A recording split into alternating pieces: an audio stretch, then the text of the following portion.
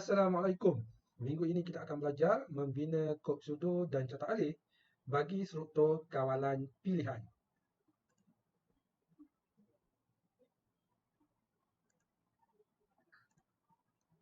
Sedikit ulang kaji yang kita belajar pada minggu lepas. Apa itu algoritma? Algoritma ialah tata cara langkah demi langkah bagi menyelesaikan masalah. Ataupun kita juga boleh panggil sebagai dia punya satu set arahan yang menunjukkan dia punya urutan tindakan ataupun arahan daripada mula sehinggalah kepada tamat. Algoritma dibuat menggunakan dua cara. Yang pertama menggunakan kod pseudo, yang kedua menggunakan carta alih.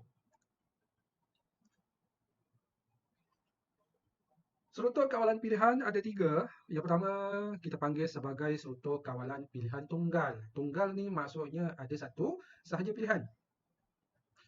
Yang kedua struktur kawalan dui pilihan, iaitu yang melibatkan kepada dua pilihan.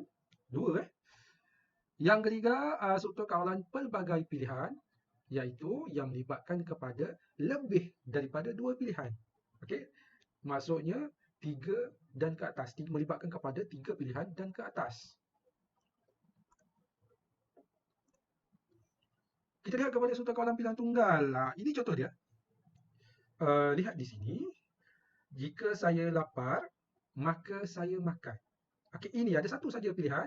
Jika kita uji, jika saya lapar, maka saya makan. Ataupun kita boleh tuliskan sebagai adakah saya lapar. Jika saya lapar, maka saya makan. Tak ada pilihan yang kedua, dia terus pergi kepada tamat. Okey, di sebelah kanan ini adalah catak alih. Okey, sama je macam kod pseudo. Cuma catak alih dibina menggunakan simbol. Okey, kita lihat simbolnya. Mula ni adalah kita panggil sebagai yang bulat ni atau hujung ke tepi tu sikit kan. Okey, ini kita panggil sebagai terminal. Terminal ada dua lah. Yang pertama mula, yang pertama sekali dan juga yang akhir sekali kita menggunakan terminal tamat. Okey, yang bentuk diamond ni, ini adalah yang melibatkan kepada pengujian ataupun syarat. Jadi setiap kotak pengujian ataupun kotak syarat ni, dia akan keluarkan dua aliran sama ada ya ataupun tidak. Okey, jadi ini yang melibatkan kepada struktur kawalan pilihan tunggal. Jika ya, dia pergi dekat kotak yang kita panggil sebagai kotak proses. Okey, maksudnya berlaku tindakan dekat sini, iaitu saya makan, terus pergi kepada tamat. Okey, ada satu saja pilihan sebab ini adalah struktur kawalan pilihan tunggal. Jika tidak, dia terus pergi kepada tamat. Struktur kawalan dui pilihan melibatkan kepada dua pilihan. Lihat di sini kod pseudo. Okey, jika saya lapar, saya makan. Jika tidak, saya mandi. Jadi berlaku dua proses ataupun dua tindakan di sini. Okey, jika ya saya makan, jika tidak saya mandi. Ini yang kita panggil sebagai dui pilihan. Di sebelah kanan perhatikan catak alih. Okey, pada bahagian pengujian ataupun syarat, jika ya saya makan, jika tidak mandi, jika tidak saya mandi, baru dia akan pergi kepada tamat. Seterusnya, yang ni kita buat yang sedikit mencabar. Kita akan bina kod pseudo dan juga catak alih. Okey, yang ketiga berkenaan dengan struktur kawalan pelbagai pilihan. Bagi memudahkan pelajar-pelajar faham, bagi memudahkan anda semua faham, kita buat berdasarkan kepada contoh soalan. Okey?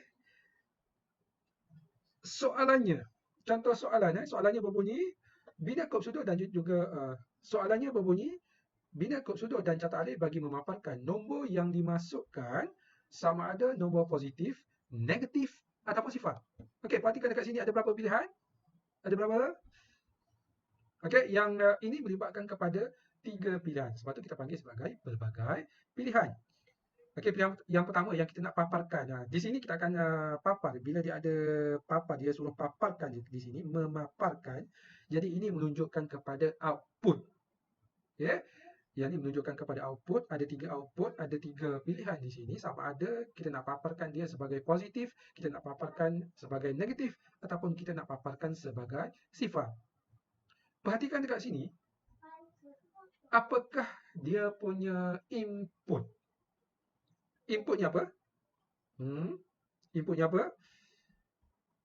Inputnya, yang mana dia punya inputnya?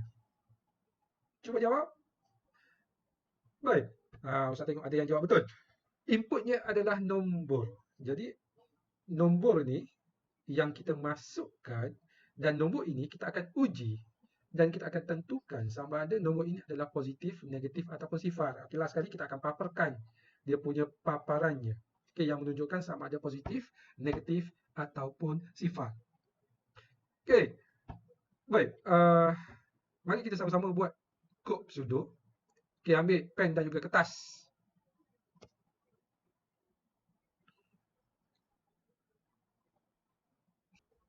Bagi struktur kawalan pelbagai pilihan, Ustaz nak masing-masing ambil pen dan juga kertas. Kita akan cuba tuliskan.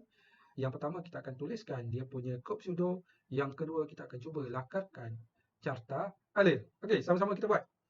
Kita akan membina kod pseudo dahulu. Okey, yang pertama sekali. Yang pertama sekali bila kita nak bina kod pseudo, yang pertama sekali kita akan mulakan dengan mula. Boleh sama ada menggunakan huruf kecil ataupun huruf besar. Seterusnya. Seterusnya, perhatikan kepada soalan. Okey, kita nak paparkan sama ada nombor positif, negatif ataupun sifar. Sebelum kita boleh paparkan, yang sebelum tu kita kena masukkan dahulu dia punya input. Okey, jadi kita boleh tulis input ataupun kita boleh juga tulis sebagai baca. Okey, sama.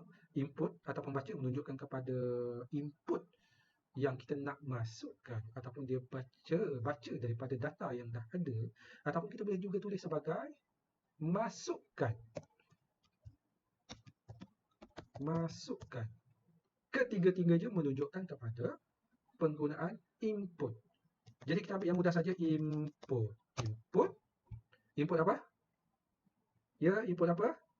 Apa yang kita inputkan? Kita input nombor. Nombor ini adalah kita panggil sebagai pemboleh ubah. Ataupun bahasa Inggerisnya kita panggil sebagai variable. Apa itu pemboleh ubah? Pemboleh ubah ialah apa-apa yang kita namakan tu. Pemboleh ubah maksudnya nilai ataupun data yang kita inputkan ke dalam satu nama tu. Contohnya di sini kita namakan sebagai nombor. Okay, apa-apa nilai ataupun data yang kita inputkan ke dalam nombor ataupun pemboleh ubah ni, okay, nilainya dia boleh berubah.